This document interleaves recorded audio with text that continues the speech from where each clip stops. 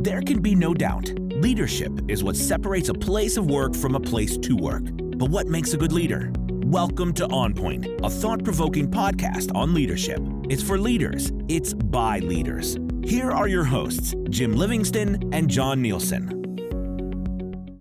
Hi, and welcome to episode 4 of OnPoint. My name is Jim Livingston. And John Nielsen here. So, John, we were talking a little bit earlier today about hiring someone.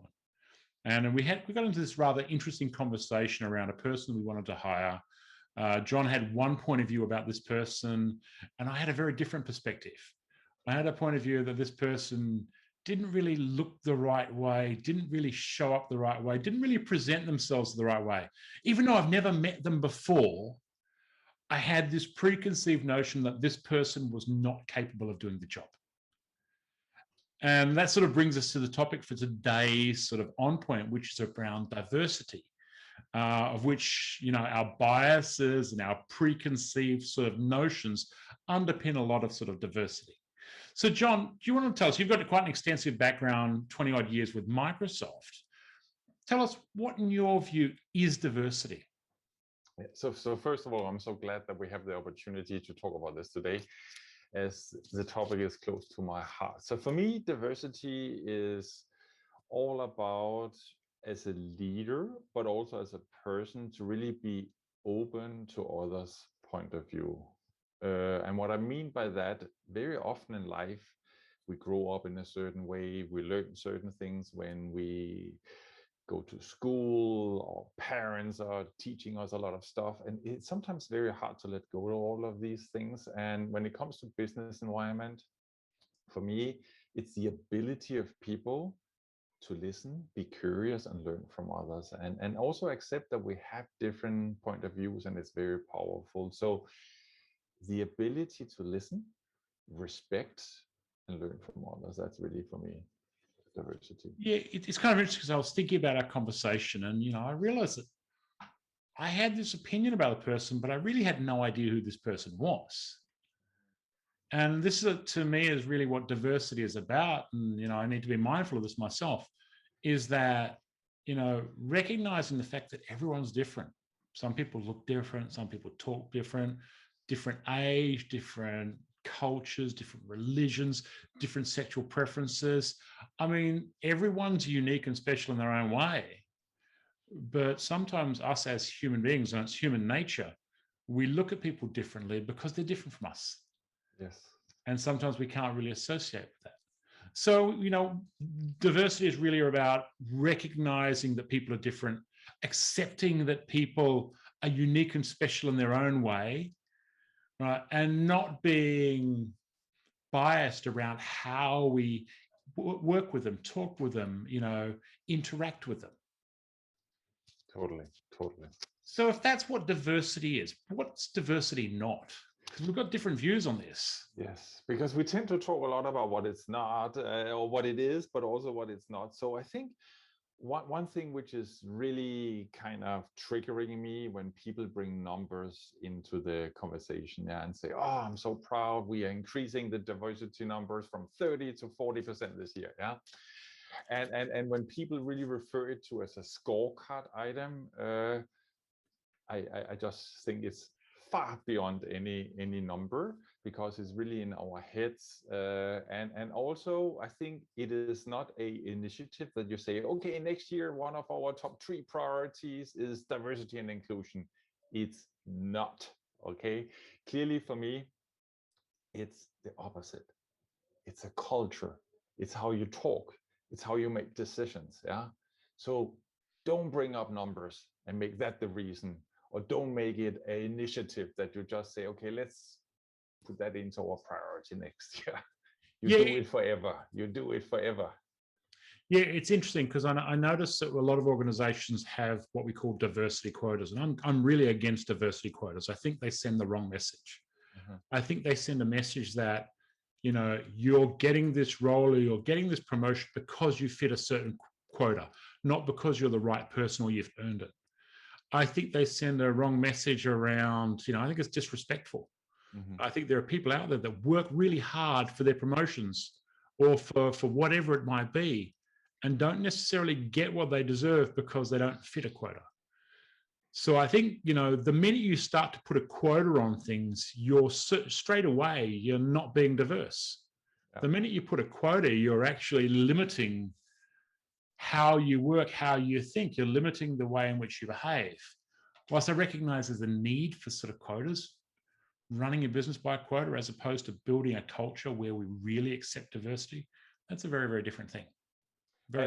And just on this one, because I had many conversations, in fact, and too many, where people got offered a job and they really brought up as a first comment, did I get selected because of the quota? And seriously, that thought coming up as the first reaction to when you get a job offer is horrible. Okay, and that is clearly an indicator that is the wrong thing. And there's a lot of organizations out there right now that are making commitments to being more diverse. And I really start to wonder, is it because they're genuinely focused on diversity, or is it more of a HR sort of branding initiative that they're trying to sort of create? Look at us, we're this wonderful company, look how diverse they are. Yeah, exactly. Whereas, just because you've got an equal representation of different people, that doesn't mean you're diverse. It doesn't mean people are accepted. There's inclusiveness. It just means you've got an equal representation. All right. So this is sort of I've got a real beef about this with organizations. I think they really need to rethink this whole sort of diversity sort of quota point of view. Yeah. But if we look at diversity from an organizational point of view, what are the benefits for an organization to really embrace diversity? I think clearly it starts with how any conversation starts with being inclusive and understanding other people's point of view. And I think any product, any service in any company will benefit of including different perspectives, okay? And the more diverse the conversation is and the views, the better the final product gets. So that's clearly one thing which comes into my mind. But also how you approach a certain project or a program, it can be done in many different ways. Because we learned it in, let's say, a certain way when we went to school does not mean that this is the best way. Because I have done it 10 times does not mean that this is the best way. I have to be open to learn. And very often people coming in with a different education background, with a different business background, with a different, let's say, from a different culture. Oh my gosh, it brings in so many different perspectives and ideas that a great idea becomes a best idea. And that's for me a great example, Jim. And if you think about all great ideas, man, all great ideas evolved from other ideas. It was the clashing of different ideas together.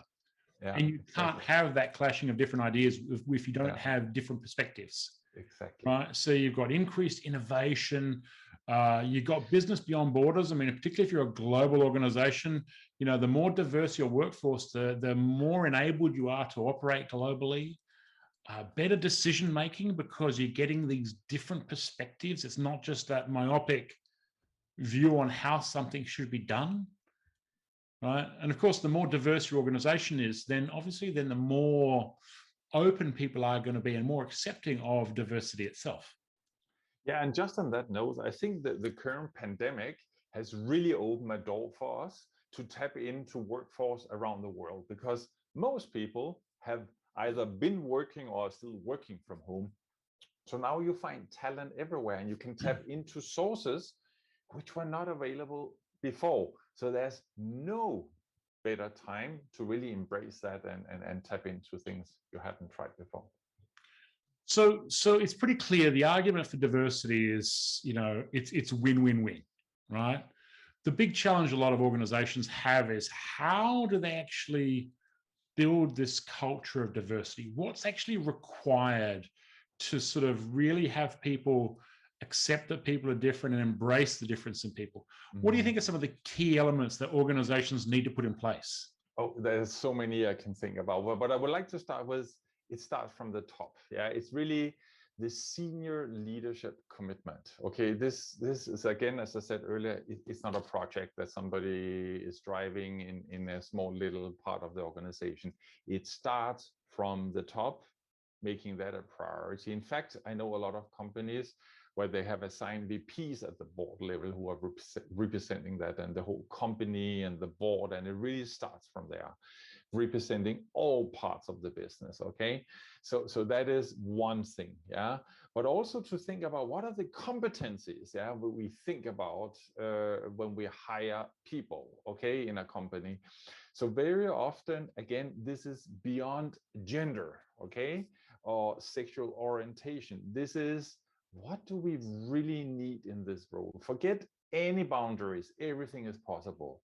What are the things we really would like to see in this role, and forget any biases we have and go out and hunt for that talent? I think that's just two things coming to my mind. Okay, so far what we're talking about is obviously senior leadership has to drive it. Yes. It's got to be something that the board really embraces, really believes in, really values. Yes. And they've got to lead from the top, right? And you've seen this happen before. I mean, with organizations where the senior leaders have actually showed sort of prejudice against, have showed gender bias and different things like that, right? That's obviously completely unacceptable. Yeah. So the board has to be committed, right? The senior management have to be completely committed, have to drive it.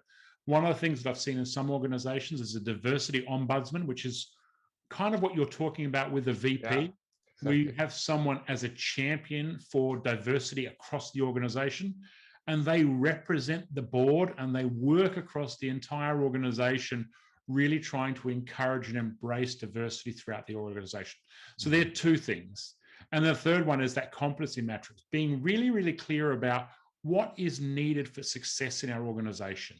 What sort of people, what sort of thinking preferences, what sort of behaviors, what sort of skills are needed, what sort of perspectives are needed, what sort of potentials needed, and having some very clear competency framework that we can sort of promote people through and grow people through. Okay, what else? I think there's a few things. Recruitment, okay, how we hire, okay. Often I would say we, and I talk on behalf of a lot of people, don't put enough effort into where do we really look for this talent? Yeah, are we using the old classic sources? Okay, do we post it on certain portals? Or are we really, really using all the opportunities? Yeah. So recruitment takes a lot here. Okay, where do I look? And do I really go beyond what I have looked for? New markets, new background, new whatever skills it might be, what is really needed in that function. So I think what is very important for people who are the hiring managers to think about, am I really tapping into all possible sources? So that is super important to me. Now, I just want to sort of tap on that, because I know we obviously work with a lot of organizations, and one of the things I see, particularly from those organizations that have their own internal recruitment sort of teams, or their own internal sort of talent acquisition teams, whatever you want to call it, is there's a tendency to hire the same type of person over and over again. Yes. And you've seen it before. I mean, you know, someone has an MBA, they went to these 3 schools, they've got these sort of degrees, and as a result, they're the perfect person for the role.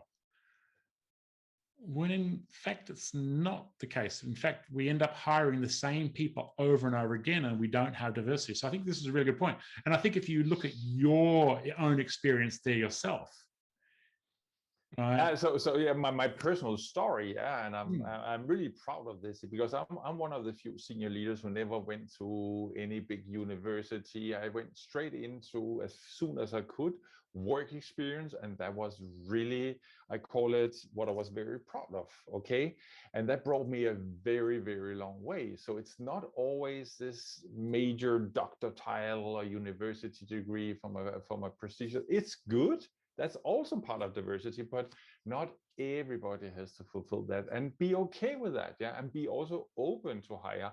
I was so thankful for my first manager at Microsoft who hired me with my background. Yeah, because at that time, I would say I felt like he was taking a risk. I don't feel like taking a risk because I felt he made a good decision. But at the end of the day, the point was, he was taking a risk. Okay, I proved myself, but it showed, yes, you also sometimes have to take a risk and say, it's okay. I know that person has the drive, the interest, the competency, and he was right. Yeah, without being too arrogant here, but seriously, it works. And here's the reality. You wouldn't get hired by a lot of organizations if you didn't have a degree. Correct. Right? Correct. But this is the weird thing, because there's actually there's zero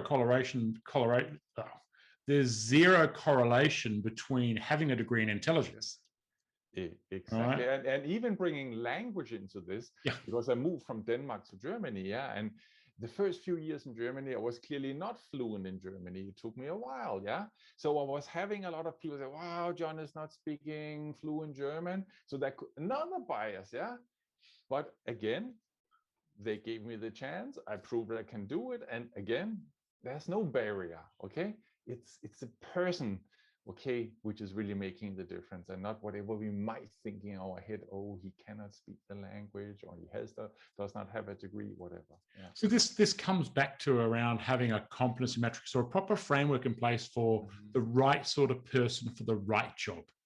Exactly. Right, and having some sort of having a clear idea of what sort of person is likely to proceed in those sort of jobs, which in itself can be a little bit opposite, counterintuitive, right? Because you do restrict yourself a bit, but at least being open to it. Okay, so good. So what else? I think there's many words and titles for this, but having regular activities across the company around diversity and inclusion, and talk about what it is and what it's not, and really be inclusive. Yeah. So this is not about having a room full of one gender type or certain type of engineer or roles.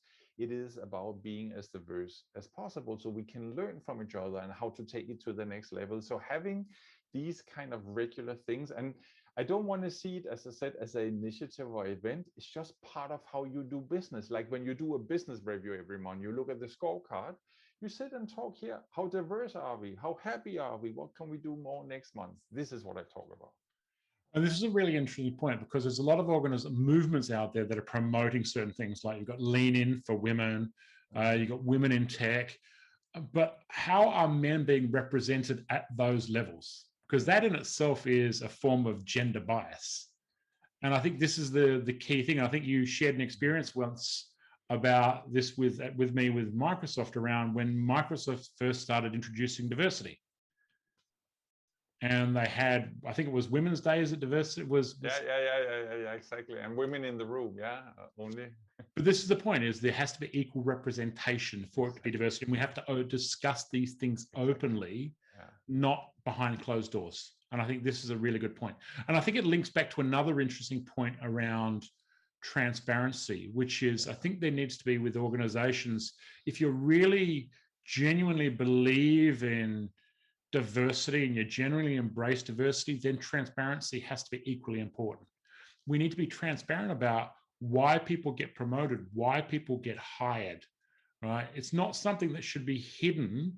It's something that should be celebrated. People get promoted and hired because they've achieved great things. They've shown great potential. And I think this is a very key thing with diversity, is transparency. What else can you think of? I would say at the end of the day, it's also about, when it comes to performance review and giving people feedback, that we treat people equally.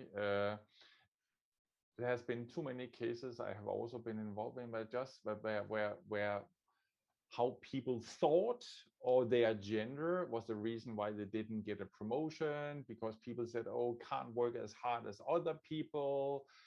Seriously, we all have to be fair, okay, and equality for everyone here, okay. So this is very important, and again, coming into how we operate a company, that we treat everybody fairly and forget, again, is it a half-time resource, full-time resource, technical background, education, doesn't play a role.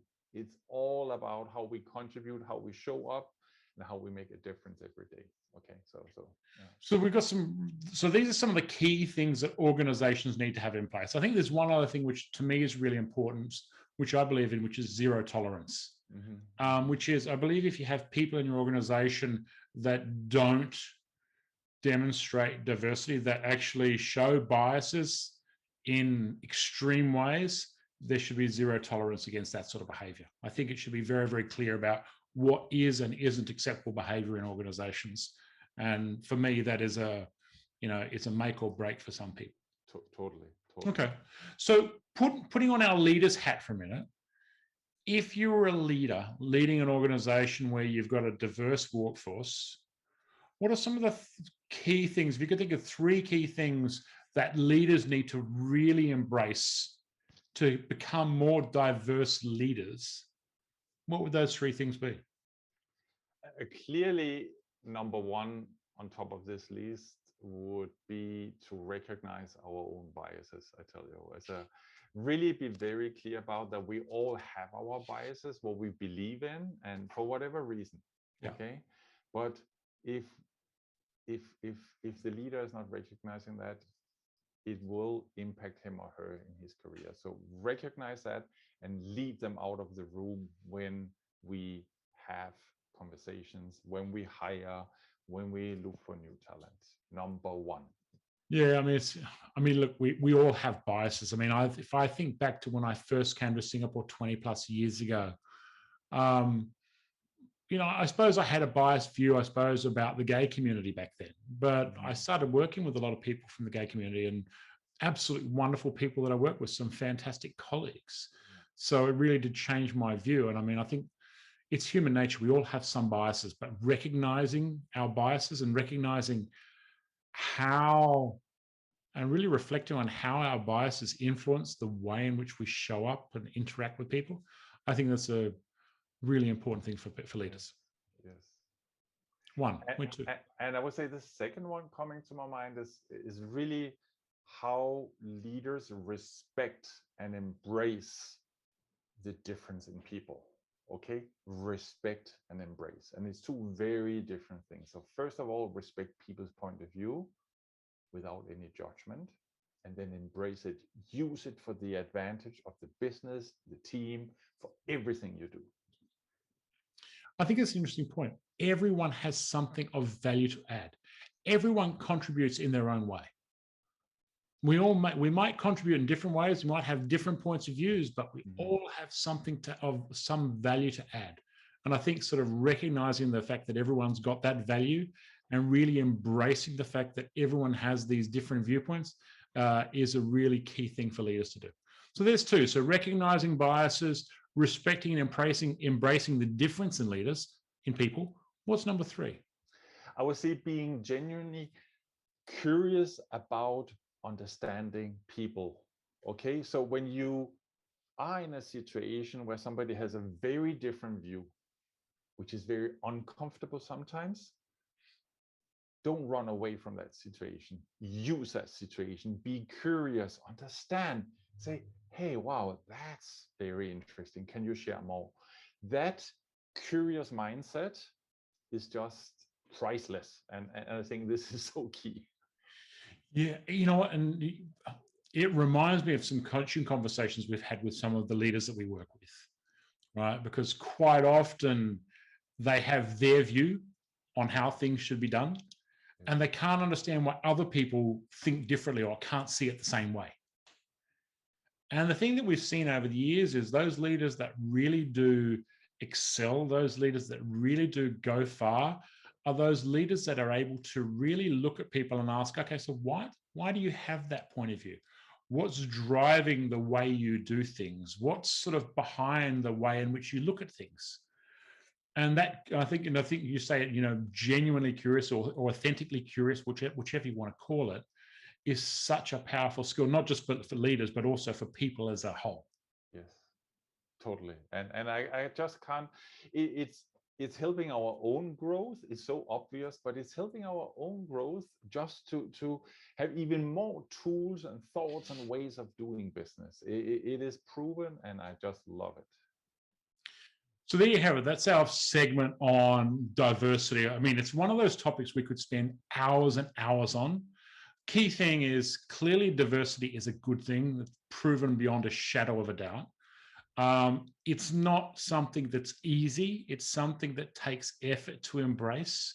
It's not a number. It is a culture.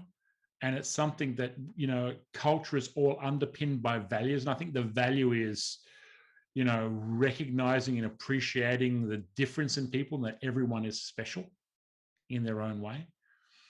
And it's something that leaders have a very strong role to play in terms of fostering diversity within their organization. John, you got anything to add before we wrap up? No, I just say we all have a voice, and we should all bring that voice to the table. Don't be shy. Don't think you are different. Other people are different. Your voice, your view counts. Okay, speak up. I just want to encourage everybody. Don't be a victim and sit there.